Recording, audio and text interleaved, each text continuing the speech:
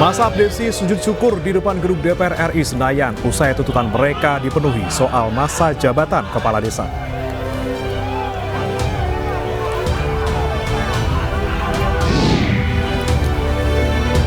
Gelombang petisi dan deklarasi terkait kondisi pemerintah jelang pemilu terus bergulir sebagai bentuk koreksi terhadap pemerintah.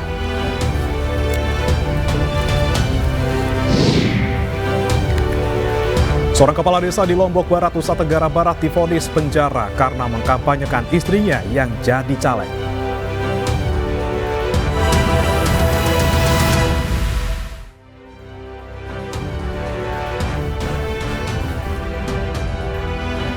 Halo, selamat sore pemirsa. Demikian tadi adalah berita pilihan dalam iNews Sore bersama saya Brema Atenaya.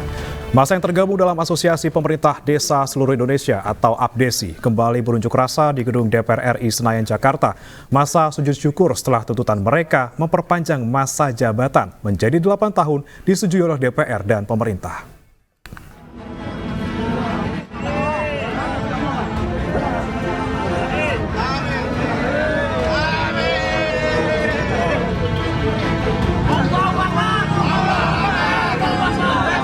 Masa yang tergabung dalam Asosiasi Pemerintah Desa Seluruh Indonesia atau APDESI kompak melaksanakan sujud syukur di depan gedung DPR RI Senayan, Jakarta, Selasa siang. Mereka mengaku senang lantaran tuntutan mereka memperpanjang masa jabatan disetujui DPR dan pemerintah. Revisi Undang-Undang Desa pun akan segera dilakukan. Nantinya masa jabatan kepala desa akan diperpanjang menjadi 8 tahun dan bisa menjabat maksimal 2 periode. Masa menilai revisi Undang-Undang Desa sangat berpengaruh untuk perkembangan desa. Alasannya saya kepada saya yang hampir 3 periode tiga periode terasa sekali polarisasi di masyarakat ketika 6 tahun emang begitu singkat. Ketika kondusif masyarakat polarisasi diperbaiki dalam bentuk teman-teman tingkat desa masing-masing, jabatan kita langsung habis. Harusnya ketika polarisasi selesai, kondusif nyaman, maka pembangunan tetap berjalan. Itulah yang membuat kita kenapa singkat. Akibat aksi ini, lalu lintas di kawasan Senayan sempat tersendat. Ribuan personel kepolisian diturunkan untuk mengamankan aksi. Dari Jakarta, Stephen Patinama, Ahmad Putra, iNews melaporkan. Pemirsa, juru bicara TPN Ganjar Mahfud Aiman Wicaksono hari ini mendatangi Pengadilan Negeri Jakarta Selatan. Aiman mengajukan gugatan pra-peradilan berkaitan dengan penyitaan ponsel yang dilakukan oleh Polda Metro Jaya.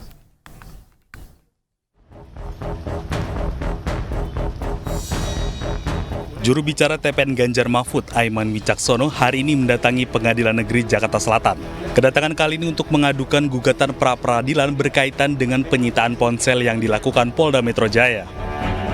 Hari ini kami telah mendaftarkan permohonan pra-peradilan yang terregister dengan nomor 25-pit.pra-2024 PN Jakarta Selatan.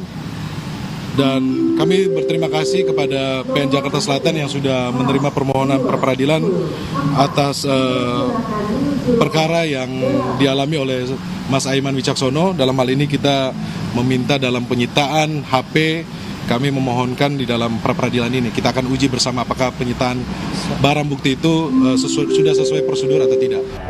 Sementara itu, kuasa hukum Aiman, Tama S. Langkun, juga menegaskan posisi Aiman yang masih sebagai wartawan aktif berhak dilindungi narasumber yang memberikan informasi terkait dugaan ketidaknetralan polisi. Ini kan sebetulnya upaya-upaya dari Mas Aiman sebagai seorang wartawan, sebagai seorang jurnalis untuk melindungi narasumbernya. Jadi kemudian tidak ketika ada orang yang sedang berpartisipasi, berupaya untuk menjaga demokrasi, justru malah mendapatkan perlakuan yang tidak semestinya. Nah, inilah kemudian hak hukum yang kita gunakan untuk membantah hal tersebut. Dalam kesempatan tersebut, Aiman juga menegaskan agar jangan lihat siapa yang menyampaikan, tapi dengarkan apa yang disampaikan. Jangan lihat siapa yang menyampaikan, tapi dengarkan apa yang disampaikannya. Ini menjadi penting dalam menjaga demokrasi di negeri kita agar tetap tumbuh dan terus berkembang dan jangan sampai runtuh. Sebelumnya, jubir TPN Ganjar Mahfud, Aiman Wicaksono, diperiksa terkait kasus dugaan aparat tidak netral dalam pemilu selama 12 jam di Polda Metro Jaya Jumat lalu. Sementara itu, penyitaan ponsel Aiman oleh penyidik dinilai melanggar hukum karena Aiman masih berstatus saksi. Tim Liputan iNews melaporkan.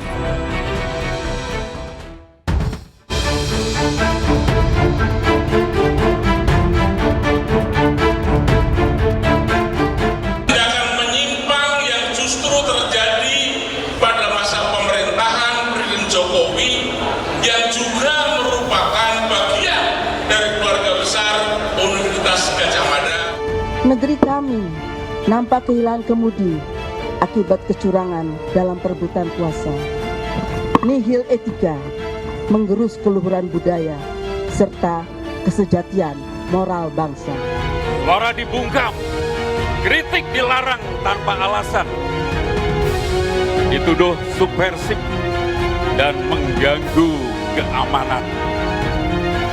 Maka hanya ada satu kata, lawan! Pemirsa, kelompok alumni, mahasiswa, dan dosen Sivitas Akademika Universitas Pembangunan Nasional Veteran Jakarta menyatakan sikap terkait situasi kebangsaan jelang pemilu 2024. Pernyataan sikap itu disampaikan dalam deklarasi seruan bela negara. Sivitas Akademika UPN Veteran Jakarta mengeluarkan seruan bela negara yang tertuju kepada pemerintah dengan menyikapi kondisi politik di Indonesia jelang pemilu 2024. Ada 4 poin yang diserukan UPN Veteran Jakarta. Pertama, menuntut penyelenggaraan negara dan seluruh komponen bangsa konsisten menjalankan etika kehidupan berbangsa. Kedua, mendukung penegakan hukum yang adil dan partisipatif dalam pelaksanaan dan pengawasan pemilu. Ketiga, mendorong dan mendukung perjuangan masyarakat, menjaga sendi-sendi demokrasi, dan terakhir, mendukung terjadinya kebebasan berpendapat. Seruan bela negara tersebut lantaran terjadi kemerosotan demokrasi dan supremasi hukum di Indonesia yang bertentangan dengan prinsip-prinsip bela negara. Indikasi untuk pelemahan prosedur demokrasi terutama pemilu itu semakin menguat gitu ya. Saya pikir ada banyak peristiwa belakangan ini yang memang akhirnya berpotensi untuk melemahkan demokrasi sehingga kemerosotannya kemana. Gelombang petisi dan deklarasi terkait kondisi pemerintah jelang pemilu terus bergulir. Kali ini Sivitas Akademika Universitas Brawijaya Malang mengeluarkan pernyataan sikap sebagai bentuk koreksi terhadap pemerintah.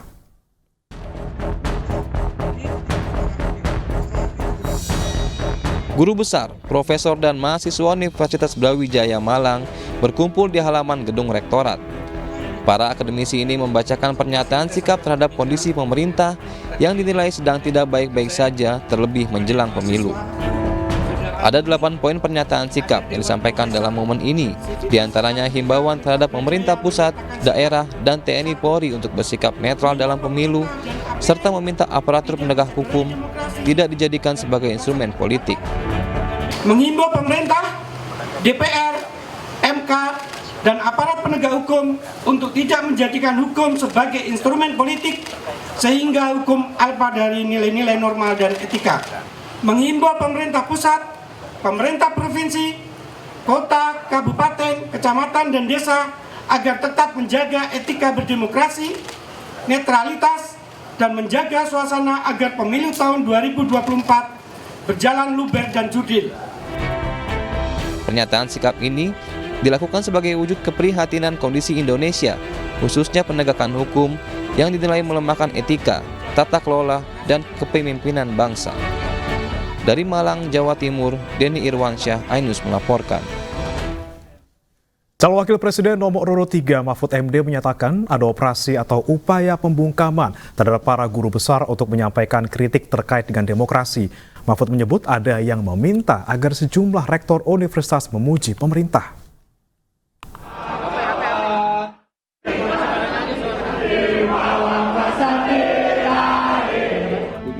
Calon Wakil Presiden nomor urut 3 Mahfud MD mengungkapkan ada operasi untuk membungkam kritik perguruan tinggi atas keprihatinan demokrasi negeri di ujung pemerintahan Presiden Jokowi. Dalam dialog Tabrak Prof di Yogyakarta, Mahfud mengaku ada laporan yang disampaikan sejumlah rektor universitas di Indonesia yang diminta oleh oknum tertentu untuk menyatakan sikap yang bertolak belakang terhadap gelombang kritik yang tengah mengalir deras terkait kemunduran demokrasi yang disertai petisi para akademisi. Ini laporan kepada saya dari beberapa rektor, disuruh membuat pernyataan menyatakan bahwa Pak Jokowi itu orangnya negarawan, baik. Yang kedua, Pak Jokowi berhasil mengatasi krisis. Yang ketiga, pemilu berjalan baik dan sebagainya. Itu ada beberapa rektor yang disuruh. Ada yang kemudian membuat pernyataan, template-nya sama. Lalu ada yang tidak mau disuruh begitu, seperti Rektor Universitas Sugio Pranoto di Unika di Semarang itu memberitahu kepada kami disuruh membuat seperti ini teman kami sudah membuat pernyataan seperti itu. Ada pernyataan rektor yang sama isinya karena pakai template, tapi ada yang samar-samar dan sebagainya. Nah, menurut saya itu kurang sehat, membuat tandingan-tandingan itu memecah belah masyarakat dan memecah belah kampus juga. Rektor Universitas Katolik Sugia Pranata Ferdinandus Hindarto membenarkan apa yang disampaikan Mahfud. Ferdinandus mengaku pernah didatangi anggota Polrestabes Semarang untuk membuat video mengapresiasi kinerja pemerintah. Chat masuk yang menyatakan beliau dari Polrestabes Semarang yang intinya memohon supaya saya membuat video yang isinya poin-poinnya kira-kira sama seperti video-video yang sudah beredar dari beberapa rektor itu. Lalu saya menjawab bahwa pilihan kami, sikap kami, mohon maaf tidak bisa memenuhi permintaan itu. Kenapa? Karena kami punya dasar yang kuat. Mahfud berharap dan meminta agar kebebasan mimbar akademik harus tetap dihormati. Menurut Mahfud, lebih dari 50 universitas menyatakan sikap melalui deklarasi peduli demokrasi. Tim Liputan iNews melaporkan. Suara lantang menyikapi situasi demokrasi kebangsaan saat ini makin keras dilontarkan oleh sivitas akademika dari berbagai kampus di tanah air. Kami akan membahasnya usai jeda berikut.